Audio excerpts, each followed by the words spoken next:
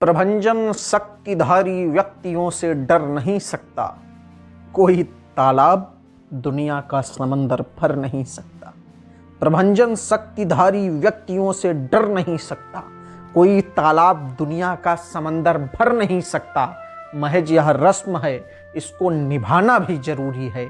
अमर यह सत्य है, अपना भगत सिंह मर नहीं सकता। नमस्कार, प्रणाम, जय हिंद, इंकलाब जिंदाबाद, क्रांति अमर रहे, भारत माता की जय। मैं कनक तिवारी आज उस अमर शहीद आजम भगत सिंह के स्वप्न, जिनके कारण आज हम स्वतंत्र हैं, जिनके कारण हमें आज़ादी मिली, उनको 23 मार्च सन 1931 को फांसी दी गई थी। आज बात करेंगे फांसी से चंद घंटे पहलों की, फांसी के चंद घंटे पहले के उनके क्षणों की, फांसी से चंद घंटे पहले उनकी प्रतिक्रिया, हाव भाव, विचार, जोश, अभिव्यक्ति के बारे में। भगत सिंह एक ऐसे क्रांतिकारी थे जिन्होंने भारत के युवाओं को स्वाभिमान से जीना, कैसे ताकत के सामने सीना तान के खड़े रहना है, कैसे ताकतवर के सामने झुकना नहीं है, कैसे स्वयं को हर शक्ति के सामने लड़ने के लायक बनाना है। अंग्रेजों के मुंह पर भगत सिंह की ताकत, भगत सिंह की शहादत एक ऐसा तमाचा थी जिससे लंदन तक महारानी का ताज हिला दिया था। 22 मार्च को बहुत तेज आंधी चली थी। कहा जाता है 22 मार्च को लाहौर में इतनी भयंकर आंधी, पानी, बरसात आई थी रात में, लेकिन 23 मार्च को जब सुबह हुई, आंधी, पानी, बरसात जब शांत हुई, तो आमतौर से जैसा हम और आप देखते हैं, आंधी, बरसात, तूफान के बाद एक शांति सी छा जाती है सड़कों पर, वातावरण में, माहौल में। शायद प्रकृति सूचित कर रही थी जो तूफान 22 मार्च को आया है, यह तूफान भगत सिंह की फांसी के बाद जनाक्रोश में बदलने वाला है। 23 मार्च को जब सुबह हुई, चारों ओर लाहौर की सड़कें पानी से भीगी, पानी से धुली हुई थी। शायद प्रकृति चाहती थी जब मेरा लाल शहीद हो, फांसी के फंदे पर चढ़े, तो चारों ओर का वातावरण धुल चुका हो। सुबह ठंडी ठंडी हवाएं चल रही थी, बरसात की जो फुहार गिरने के बाद सुगंध फैलती है, भीनी सी खुशबू फैलती है, सौंधी सी गंध फैलती है, वो फैल चुकी थी।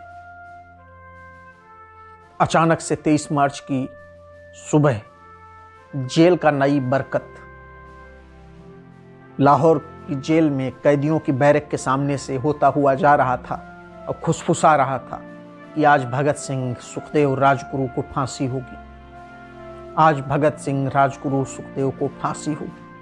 आज भगत सिंह, सुखदेव, राजगुरु को फांसी होगी।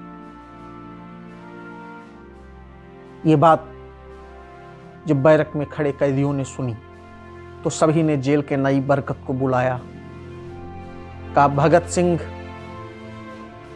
के पास जा रहे हो? बरकत ने कहा, हाँ। कहा, जब भगत सिंह के पास जाना तो भगत सिंह की कोई एक चीज हमें लाकर दे देना। तो बरकत वहां से भगत सिंह का पेन और कंघा लेकर आए थे। कहा जाता है कि उस पेन और कंघा के लिए कैदियों में आपस में झगड़ा होने लगा। बाद में लॉटरी के माध्यम से निकाला गया कि यह पेन किसका है और कंघा किसका है। फांसी के तख्ते पर जब भगत सिंह को खड़ा किया गया, लाहौर कांग्रेस के जिला अध्यक्ष भीमसेन सच्चर अपनी किताब में लिखते हैं कि भगत सिंह ने इंकलाब जिंदाबाद का नारा फांसी के तख्ते से इतनी तेज लगाया था कि मेरे घर तक उसकी आवाज सुनाई दी थी। लाहौर जेल के पास ही उनका घर था। जब लोगों ने उनसे पूछा कि आप अपने बचाव के लिए कुछ करे क्यों नहीं, अदालत में आपने अपना बचाव क्यों नहीं किया, तो भगत सिंह ने कहा, इंकलाबियों को मरना ही होता है, मरने से ही उनका उद्देश्य पूरा होता है, अदालत में अपील से नहीं। वार्डन चरत सिंह भगत सिंह के खास थे। वो उनको लाइब्रेरी से किताबें मुहैया कराते थे, कागज़ मुहैया कराते थे, कलम मुहैया कराते थे। वार्डन चरत सिंह लाहौर जेल के वार्डन थे, भगत सिंह के खैर ख्वाह थे, भगत सिंह को अपना मानते थे। कोठरी नंबर 14 जिसमें भगत सिंह को रखा गया था, कहा जाता है उस कोठरी नंबर 14 में चारों ओर सिर्फ दीवारें थी, ऊपर छत नहीं थी, एक टूटी सी खाट पड़ी थी और लगभग 1-1 फीट ऊंची घास उस कोठरी में खड़ी थी। कोठरी इतनी छोटी थी कि 5 फुट 10 इंच के भगत सिंह बड़ी मुश्किल से उसमें आते थे। भगत सिंह के वकील प्राणनाथ मेहता अपनी किताब में लिखते हैं, जब फांसी से 2 घंटे पहले मैं भगत सिंह से मिला तो भगत सिंह कोठरी नंबर 14 में टहल रहे थे और ऐसा लग रहा था कि जैसे कोई शेर पिंजड़े में टहल रहा हो। जब प्राणनाथ मेहता भगत सिंह से फांसी से महज 2 घंटे पहले मिलते हैं तो भगत सिंह उनसे कहते हैं, क्या आप मेरी किताब क्या नाम था उसका, लेनिन की किताब थी, रिवोल्यूशनरी लेनिन, क्या आप मेरी किताब रिवोल्यूशनरी लेनिन लाए हैं? प्राणनाथ मेहता उनको किताब सौंपते हैं। भगत सिंह उनके सामने ही किताब वो पढ़ने लगते हैं। शायद उनको अंदाजा था कि इस किताब को पढ़ने का उनके पास ज़्यादा वक्त नहीं है। वकील प्राणनाथ मेहता उनसे कहते हैं, क्या आपके कोई संदेश या कोई सूचना जो जनता को या देश के नाम कोई संदेश है आपका? भगत सिंह कहते हैं, मेरे 2 ही संदेश हैं, इंकलाब जिंदाबाद, साम्राज्यवाद मुर्दाबाद। और साथ में कहते हैं, पंडित नेहरू और सुभाष चंद्र बोस को धन्यवाद कहिएगा, जिन्होंने मुझे फांसी से बचाने में काफी प्रयास किए। भगत सिंह से मिलने के बाद राजगुरु से प्राणनाथ मेहता भगत सिंह के वकील मिलते हैं और राजगुरु प्राणनाथ मेहता से कहते हैं कि आप मेरा कैरम बोर्ड जेलर से ले लीजिएगा। और राजगुरु जो अंतिम शब्द कहते हैं प्राणनाथ मेहता से, वो शब्द थे कि हम जल्द मिलेंगे। जेलर और जेल के कुछ लोग भगत सिंह के पास पहुंचते हैं, कहते हैं कि भगत सिंह, तुम्हारी फांसी का समय हो गया है। तो भगत सिंह उन अधिकारियों को डांट कर कहते हैं, क्योंकि उस समय भगत सिंह प्राणनाथ मेहता के द्वारा दी हुई किताब रिवोल्यूशनरी लेनिन ही पढ़ रहे थे। तो उन अधिकारियों को भगत सिंह डांट कर कहते हैं कि एक क्रांतिकारी दूसरे क्रांतिकारी से बात कर रहा है, और जब 2 बड़े लोग बात कर रहे हों तो बात करने बीच में, जब कोई 2 बड़े बात कर रहे हो तो बीच में नहीं बोला जाता है।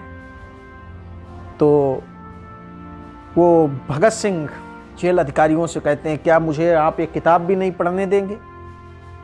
तो जेल अधिकारी कहते हैं नहीं।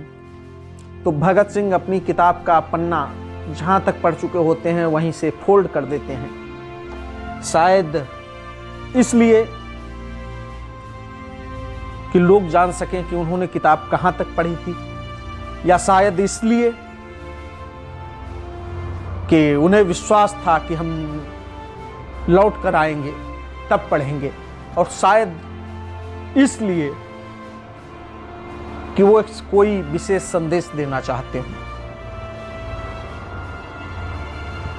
भगत सिंह किताब का पन्ना मोड़ते हैं, किताब को बंद करते हैं और कोठरी नंबर 14 जिसमें भगत सिंह बंद होते हैं, वो रिवोल्यूशनरी लेनिन को हवा में उछालते हैं और कहते हैं चलिए। भगत सिंह की इच्छा थी, भगत सिंह का मैला साफ करने वाली, वो उन्हें बेबे कहते थे। बेबे मतलब होता है माँ। वो कोठरी नंबर 14 में भगत सिंह का जो मैला साफ करती थी, बेबे। भगत सिंह ने कहा था, माँ बेबे, मैं तेरे हाथ से फांसी से पहले खाना खाना चाहता हूँ।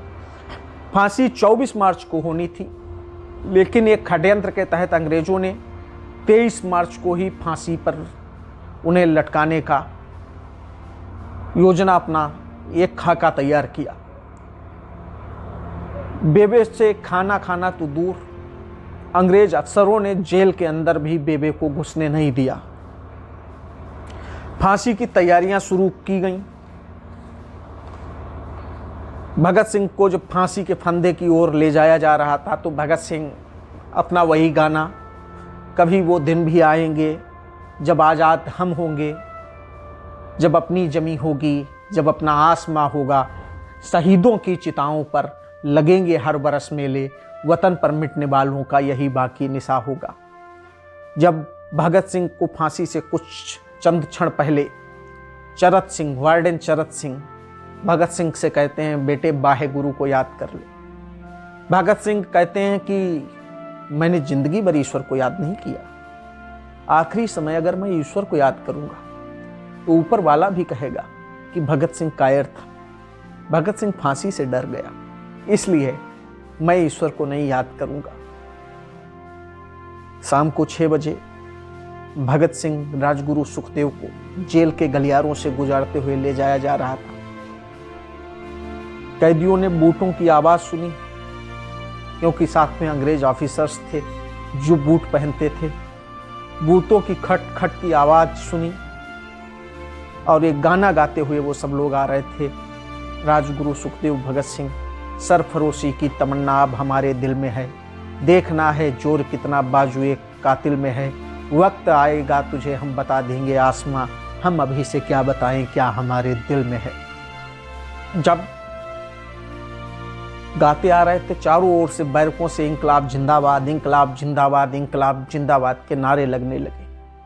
जेल के कैदी इतनी जोर से इंकलाब जिंदाबाद के नारे लगा रहे थे कि जेल के बाहर खड़े हुए लोग कुछ अनहोनी की आशंका से, जो अब तक सोच रहे थे कि कोई अनहोनी होने वाली है, वो धीरे धीरे उनकी अनहोनी की पुष्टि होने लगी। उन्होंने अपनी माँ विद्यावती से एक वादा किया था कि तेरा भगत सिंह जब फांसी के फंदे पर खड़ा होगा, इतनी ताकत से, इतनी जोर से इंकलाब जिंदाबाद का नारा लगाएगा कि जेल की दीवारें हिल जाएंगी। उन्होंने जेल में जब फांसी के तख्ते पर खड़े हुए तो इतनी जोर से इंकलाब जिंदाबाद का नारा लगाया कि जेल के बाहर कांग्रेस के उन दिनों के जो अध्यक्ष थे भीमसेन सच्चर, उनके घर तक उसकी आवाज पहुंची।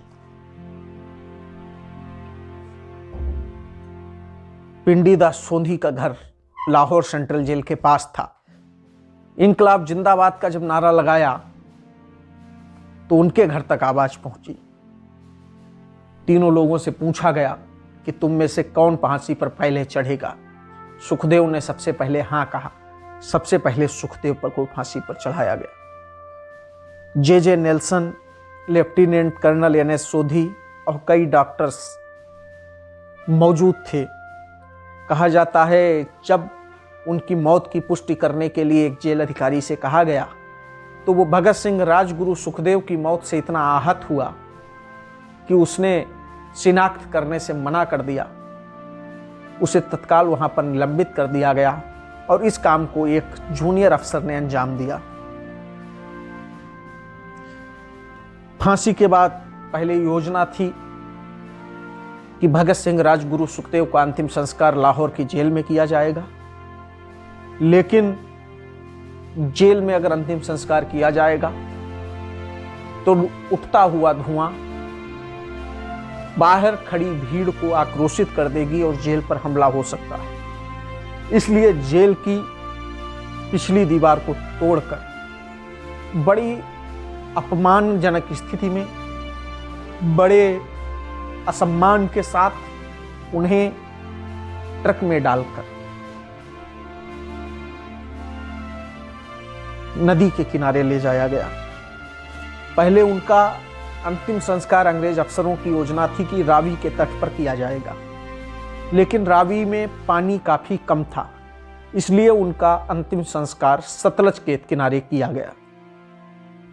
उनकी लाशें बड़ी आपत्तिजनक, बड़ी अमर्यादित और बड़े असम्मान के साथ ट्रक में जिस तरीके से डाली गईं और जिस तरीके से सतलज के किनारे पेट्रोल, डीजल या मिट्टी का तेल डालकर बिना लकड़ी के उनकी लाशों को जलाया जा रहा था। उप पुलिस अधीक्षक सुदर्शन सिंह पास के गांव से एक पुजारी को बुलाकर ले आए थे। धीरे धीरे खबर पहुंच गई कि सतलज के किनारे भगत सिंह, राजगुरु सुखदेव को जलाया जा रहा है। आसपास के गांवों के लोग दौड़ पड़े। अधिकारी जलती हुई अधजली लाशों को टुकड़े करके सतलज में फेंकने लगे और अधजली लाशों को छोड़कर चले गए। आसपास के ग्रामीणों ने नदी में कूदकर उन शहीदों के टुकड़े निकाले और जो लाश को पेट्रोल और डीजल या मिट्टी का तेल से जलाया जा रहा था उसे बुझाया, और पूरी रात हजारों लाखों गांव वाले, क्षेत्र वाले, पंजाब के लोग उन लाशों को घेर के बैठे रहे। अगले दिन जिला मजिस्ट्रेट के दस्तखत के साथ एक फरमान जारी हुआ, एक नोटिस जगह जगह चिपकाया गया कि भगत सिंह, राजगुरु सुखदेव का अंतिम संस्कार हिंदू और सिख रीति रिवाज के अनुसार कर दिया गया। अंतिम संस्कार तो दूर की बात है, उन्हें सही से जलाया तक नहीं गया। इस नोटिस के बाद लोगों का आक्रोश और बढ़ा। लाहौर के नीला गुंबद के पास लाखों की भीड़ इकट्ठा हो गई। 3 मील लंबा जुलूस निकाला गया, जिसमें महिलाओं ने काली साड़ियां पहनी, पुरखों ने काले झंडे हाथ में ले रखे थे, पुरुषों ने काली पट्टियां बांध रखी थी, कुछ पुरुषों ने काली पगड़ियां बांध रखी थी। 3 मील लंबा जुलूस और आक्रोश। जैसे ही जुलूस अनारकली बाजार में पहुंचा लाहौर को, पता चला कि एक ट्रक से भगत सिंह और राजगुरु सुखदेव के वे अधजले शव और सतलज में फेंके गए टुकड़ों को सम्मान के साथ व्यवस्थित रूप से लाया गया। लोगों की आंखों से आंसू फूट पड़े, लोग रोने लगे, लोग भावुक हो गए अपने बेटों को अंतिम विदा देते हुए। वार्डन चरत सिंह अंदर से टूट गए थे, जिन्होंने भगत सिंह का अंदर ध्यान रखा था। तभी मौलाना जफर अली ने वहां पर एक नज्म पढ़ी थी कि जिस तरीके से इन शहीदों का अपमानित तरीके से इनका मरने के बाद अपमान किया गया है, इतिहास इसे कभी नहीं भूलेगा। 16 साल बाद उनकी शहादत रंग लाई और देश आजाद हुआ। पूरे देश में गांधी जी का सम्मान होता था, गांधी जी की बात मानी जाती थी, लेकिन भगत सिंह, राजगुरु सुखदेव की फांसी के बाद जब पहली बार एक अधिवेशन में गांधी जी लाहौर पहुंचते हैं तो लाहौर के लोग उन्हें काले फूल भेंट करते हैं।